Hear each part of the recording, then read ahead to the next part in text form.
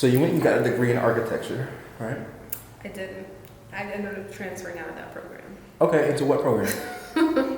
Okay, so this whole like awakening and like self-realization is, I'm almost 29 years old, so it's been a few years in the making, but like at the time in college, I was still in a place where I'm like, I don't want to disappoint my parents. Right. So it's like, I dropped out of this program It's a very common that I came thing. to school to do, architecture, but I felt like I had to choose a degree that's like, oh, you can get a good job. Right. So I majored in economics. I've always been good at math. I love math, statistics, calculus, like that shit was fun to me. Like I legitimately enjoy math and art. Like it was just, so that's how I ended up in architecture. Cause I love creative things, but I also love like math and science. And so my dad was like, perfect, you'll be an architect, done. So I didn't end up liking the program. I switched out. I was like, I need to pick something that is like practical, that my parents will approve of. If I'm telling you like halfway through college, I'm switching programs, Right. I need to have something good Already. that like you will still Yeah. approve of, because I don't want to have that backlash. So I studied economics. I ended up actually getting my master's degree in public policy. And yeah, I realized after I graduated, like, no, I'm not moving back to DC. I'm not going to work in government. I don't want to do any of that. And so that was when I moved to Charlotte, and I moved here with no job, I didn't know anybody here. My sister and I moved down here together with $1 and a dream. And 6 years later, we're still here. But yeah, I just realized I wanted something different than what I've been doing. I'm like, okay, I've been living this life for 20 plus years of doing what's expected of me and what's wanted of me, and I'm not happy. So like, I need to do like something different. So I came to Charlotte, and it's been 6 years. It feels like a lifetime, but I feel like I'm just coming into a point in my life where I'm like realizing what it is that I'm meant to do and like how I'm meant to do it. So That story resonates a lot. Do your parents, I don't want to say it this way, but do they approve of what you do now, or are they cool with what you do now, or? I mean, I have a good job right now. I work in marketing. I'm a social media manager, marketing manager for a cosmetics company. So, you know, I make a good living. I can pay my bills. And I think it took me, it was kind of a roller coaster getting here. I was that person that was kind of hopping between jobs. I never really held a job long. Like I said, once I decided like somewhere wasn't for me, I'm like figuring out how to get out. Like I'm not one of those people that's just going to be miserable and just sit there and be like, oh, I've been at this job for 7 years now, about to celebrate another anniversary. Like no, if I'm not happy, like okay, how am I getting out of here? So I was kind of hopping around for a while, and they were kind of like, okay, you know, like she seems to be okay, but like, come on, like pick something and like stick with it. So I think right now they're definitely like supportive of where I'm at. Whether or not they're going to be supportive of where I'm going, that's another thing to be said. But where I'm at right now, I think they've kind of like realized that I'm always going to kind of find my own path. How do you silence the pressure from outside forces, whether it be parents or, I mean, typically our parents are the ones with the greatest like authority over us, and it seems as if you kind of didn't give into that as much. So is there any outside pressure that you are silencing, number one? Number two, if you do, how do you go about doing that? Like I said, I think I hit a point in my life where there was just a shift where I just realized, like, first of all, I'm gonna just say therapy. And that's the end of that sentence. That's the tweet, therapy. That's it. Where I just realized, like, I can't make anyone else happy. Like, no matter what I do, someone is going to be unhappy about it. So if I can only choose one person in this world to satisfy and like make happy, it's going to be myself. So I reached a point where it's like, you have to be okay with disappointing the people in your life, because you're going to disappoint them regardless. So you might as well disappoint them making yourself happy than like disappoint them trying to make them happy and still falling short. Because if your heart's not in it, you're probably not going to, you know, reach the heights that they want you to anyways. Like you're gonna hit a point where you're just like, you're at such conflict with yourself that like you're not gonna be able to go on. And so once I realized like, okay, I can only live for myself, it was really easy, like maybe too easy to just be like, well, sorry about it. Like I know this is what you want, but like I don't want that. And I think that is probably something that, like, I don't know, I would say that maybe my family loves and hates about me. Like, when they have to deal with it, because I'm someone that once I make up my mind, like, it's made up. Mm-hmm. Like, I'm just informing you at this point. Like, I'm not asking for your approval. I'm just letting you know I've decided, because like I said, I'm a planner, I'm a thinker. So like, I'm gonna think through something, and once I've like thought and overthought, and I live in my head. So like, once I've gone through that process and I've been like stressing about it for days, weeks, months, however long, and I finally make a decision, yep.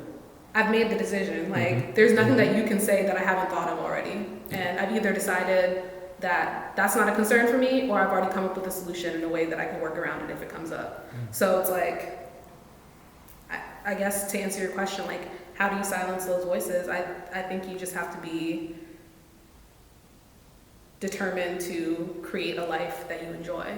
Yeah. And from there, it's really simple. Like, does this make me happy? Yes or no?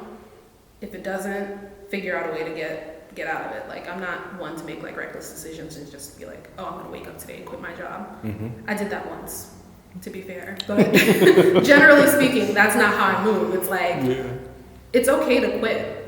Like, it's okay to quit things if they don't serve you anymore. Like, I think there's such a bad reputation in our society for like quitting things. Like, the connotation of quitting, yeah, and how you just said it had nothing to do with quitting. Yeah, it was actually, I decided to not do this negative thing. I decided to not have this thing bad is harming whatever. me, whether it's my peace of mind, my happiness, whatever. If like it's not serving me, like, quit. Like, make a plan, figure out how to get out of it, and then quit. Yeah. And then go to the next thing. Like, I don't know if you've heard of Glennon Doyle. She's someone that I love. Her books are great, but she always talks about just making the next right decision. Like, what is the next right decision that you can make in this moment? And just think of it that way. So it's like, what can I do right now that will serve my future self? And so, you know, once you think of things that way, it's kind of easy to be like, oh, this thing is making me miserable. I don't enjoy it. I don't have to do it. That's it. So how can I not do this? Like, if it's a job, whether it's a relationship, whether it's, you know, anything, just figure out what you need to do to get out of it and then do it.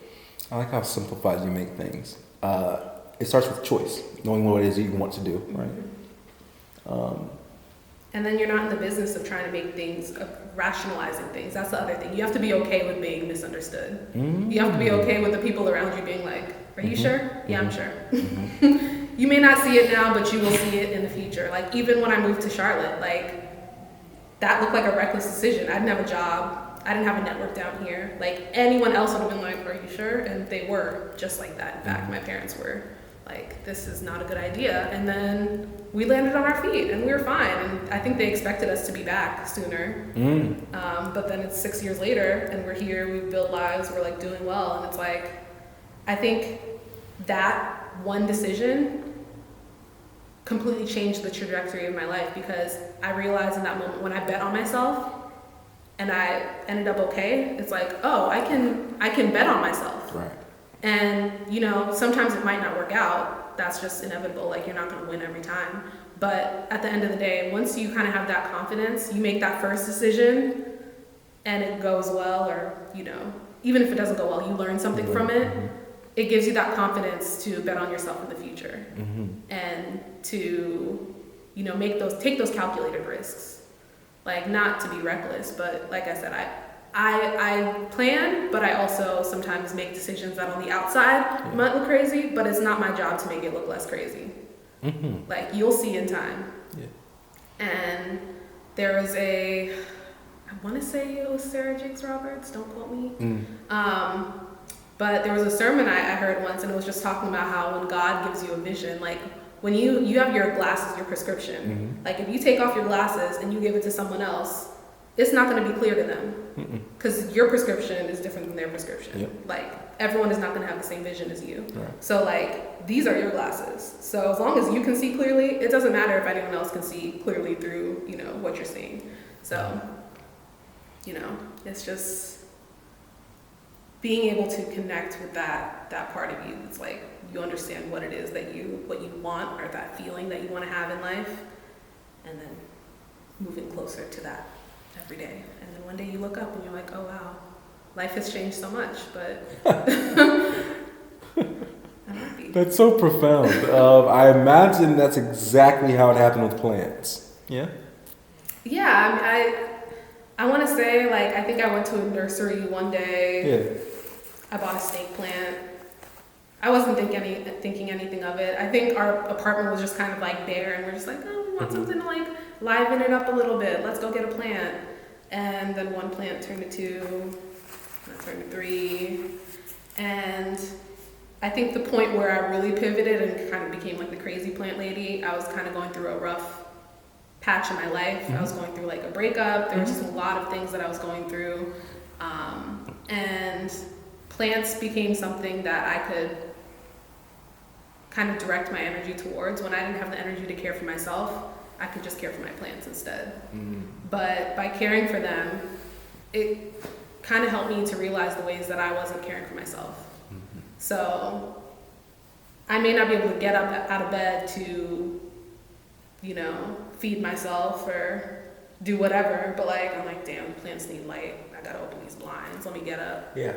They need water. And then I'm like, man, I could probably use some water too. You know, I haven't had some water today. Let me have a little drink. Let me take a little shower. You know, let me just do a little something. So, For sure. so yeah, I kind of like slowly kind of made my way towards plants, and then now it's at a point where it's like, I don't know who's taking care of who. Like I take care of them just as much as they take care of me. So Back to those obsessions, huh? What do, besides add a driving component to your day-to-day, which makes perfect sense. It's the same as if you were to have pets, for those who have a baby, for those who have, obviously, plants. It's the same thing. Plants need water, they need something to survive, care for. they need you need something outside to of yourself to care for. Ultimate companionship, I think, right? And sometimes we become very monolithic when we look at companionship, right? So it's like, one way of looking at it is, only humans can be the companion, right? And then those who break that barrier, it's pets and humans. And then for plants, we learn in science in elementary all the time how humans interact with plants, and, you know, the exchange and reciprocity of gases, if you will, that